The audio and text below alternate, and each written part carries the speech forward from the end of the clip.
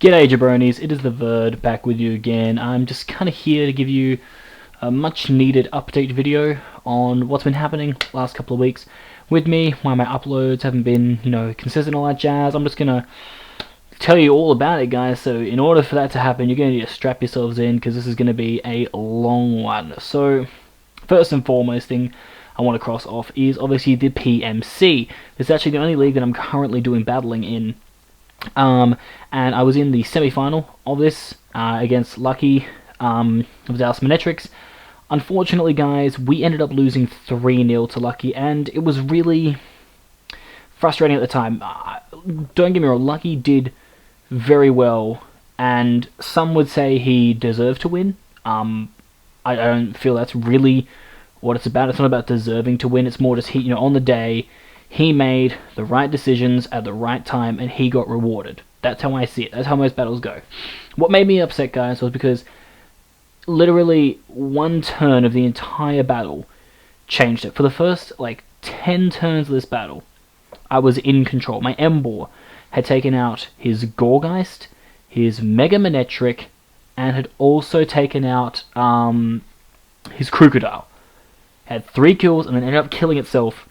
But I had 3 kills there on the board, and things were looking really good for me. I was up 5-3. I'm like, okay, I've got this. I'm going to go into my Banded Ferrothorn, because he had a Jirachi left, a Sylveon left, and a Crobat left. I knew I could handle basically any one of these guys with Ferrothorn. He goes into Sylveon.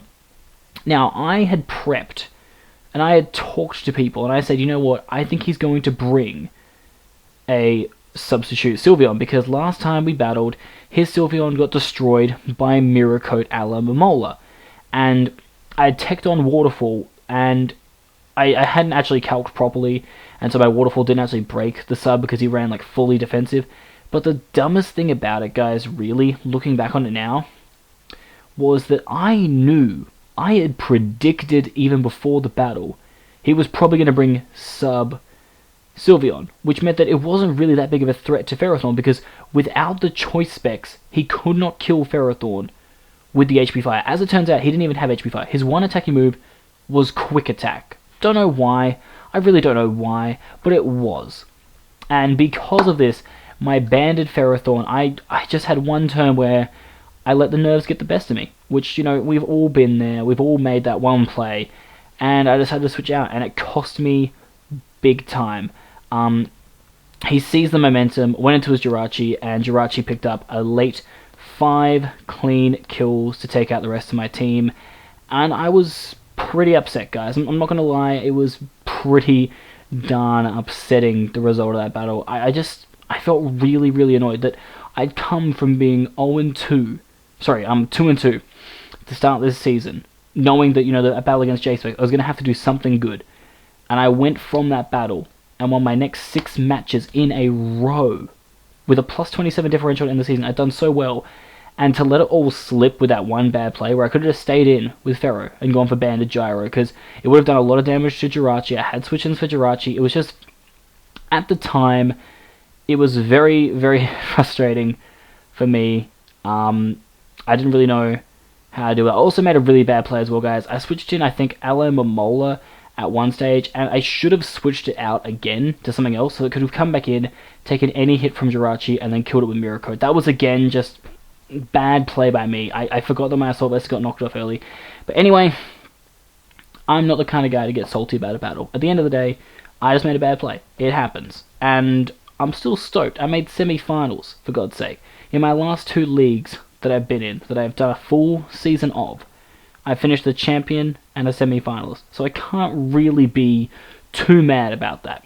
But as I said, the PMC is the only league I'm battling in, and I'm deciding that it's going to just stay that way for now. I'm only focusing on the PMC when it comes to competitive battling, because honestly, it's just been a very good platform for me. I've met a lot of really good people through it, but I do have some other really good avenues coming up to meet new people that I'm very, very excited about, that I want to announce. So, because I'm not battling, you're going to be thinking, well, what are you going to be doing? What's going to happen to the channel? So, channel-wise is what I kind of want to talk about now.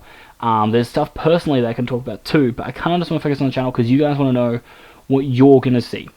So I have backed up about 30 or so free-for-all videos. I'm going to be trying to get those up as soon as I can, because I know you guys do enjoy the free-for-alls, and I want to deliver them to you, so I definitely want to come through those because I know that's important to you guys. So I'm going to try and get those free-for-all videos out for you. Fingers crossed it all works out fine.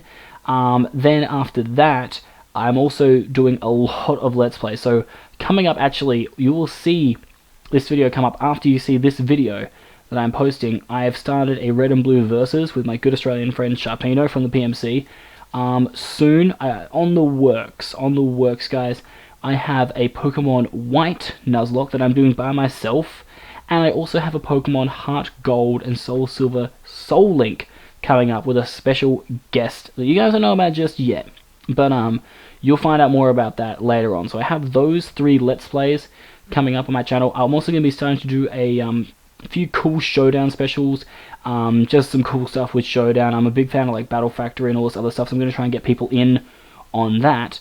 And I guess last but not least, I'm just going to maybe do a few analysis videos, because the thing is, people have said that I'm very, very good at analyzing things, and that's why I've actually been able to get a lot of analyst jobs lately. And so I want to take the time to actually fully discuss my my analysis kind of theories and stuff, because I've actually made a document that I've sent to people about the best types to draft in a format, the best styles to use, and I kind of want to take a few videos to discuss that, to give you guys a kind of idea of how, you know, my weird little brain works when it comes to this format. But aside from that, we're now going to get on to, like, so the channel, it should have a lot of steady videos and progress from here. It should all be pretty consistent, hopefully.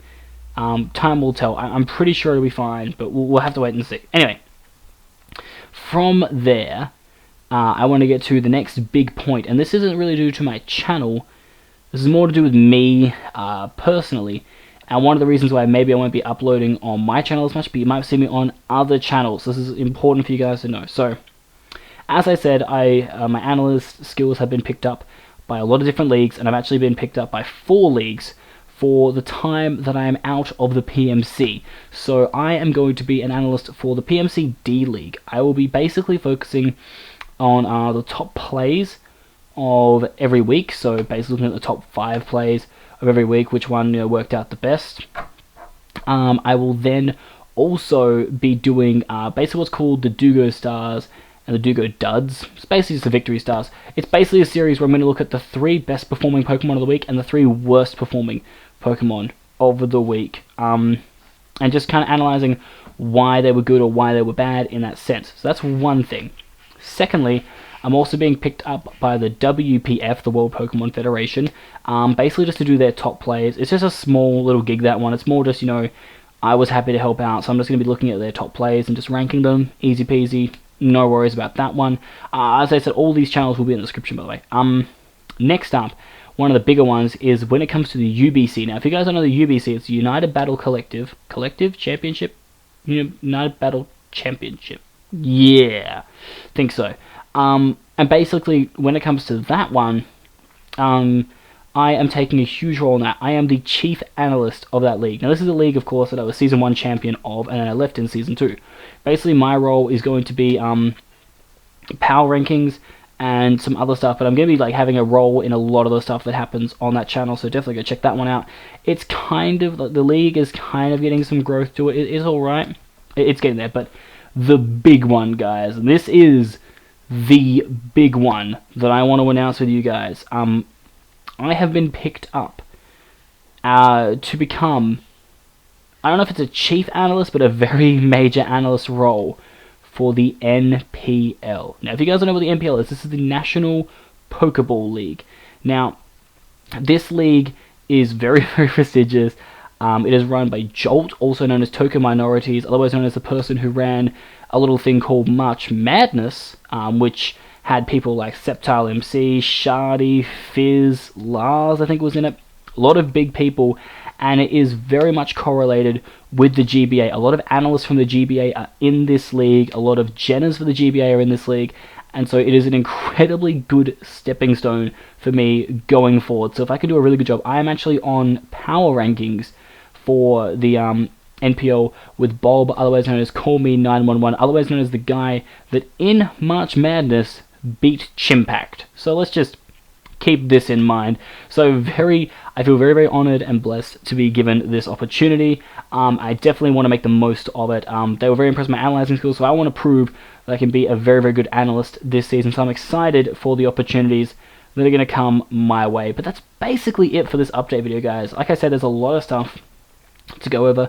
So as far as league battling is concerned, you ain't going to see any from me for a while. I don't think the next PMC season is going to be rolling around for like another 3-4 months, maybe, depending on how long. I mean, well, actually, the D-League is only going for, I think, 9 weeks or so, so maybe just 3 months at the most, and then you might see me back for the draft. One thing I do want to say about the PMC, though, is we were able to franchise Brock Lesnar, the Kyurem-B. So he is going to be staying on our team, which is awesome. I love Kyurem-B. I just prefer having him on my team than having somebody else have him, so I'm more than happy keeping him on the team.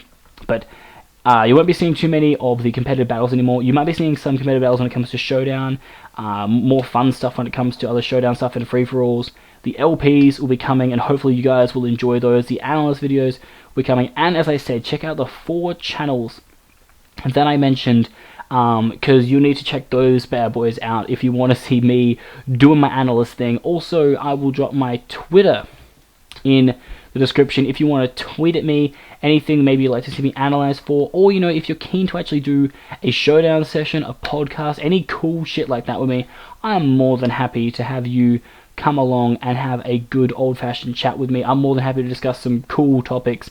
That's something else I want to do with the analyst stuff is or the analysis stuff, is talking about certain topics, but also having other people there so we can kind of rebound ideas off each other. So if you'd be interested in doing that, then also jump at me on Twitter or even in the comments below, and I'm more than happy to do some stuff with people. It's all about kind of expanding everybody's channels together as a community. But that is going to do it for me, guys. You will see the hardcore Verd. He will be in a few fun Showdown sessions. He will be in a few free-for-alls. But his real thing is that I'm actually choosing as the Verd myself. I choked in the finals. I made a bad play. I'm deciding it wouldn't be best for me to stay on as coach of the team. I'm going to take a step back and be the manager of the team. And it will actually be coached and played by the Verd incarnate. The beast, the man, shark, kangaroo, torpedo, who, he's had some harsh words, he's had some harsh things to me, and he says that he's not going to make the same mistakes I did, so I hope he doesn't. I want to see him succeed, and good luck to the rest of the teams in the competition, because next season, yeah, the Tempe Frogadiers are going to be pretty darn hard to beat. But that's going to do it for me, guys. I hope you have enjoyed this video, and as always, it's your boy the Verd, and I'm out this bitch.